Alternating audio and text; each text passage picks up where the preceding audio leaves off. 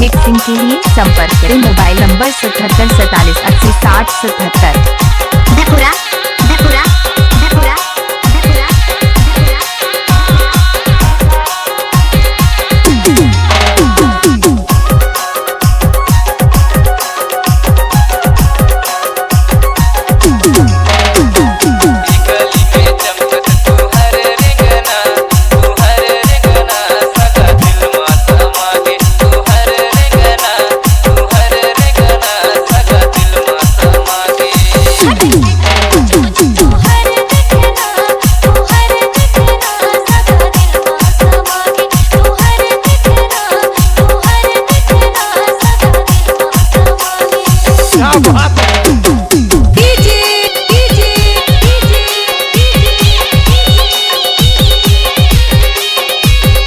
मनोहर मनोहर मनोहर मनोहर मनोहर मनोहर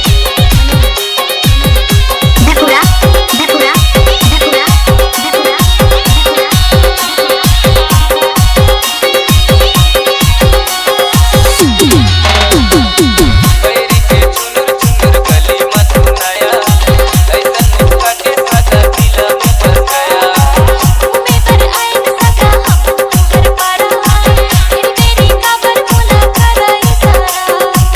वाह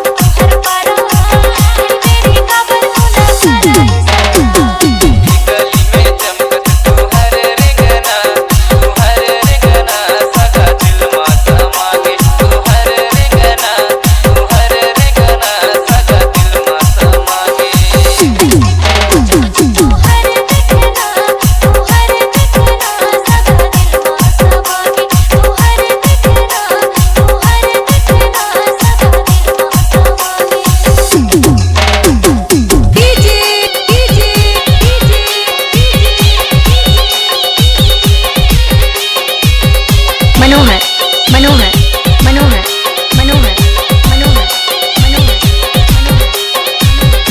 अमृतापुर अमृतापुर अमृतापुर अमृतापुर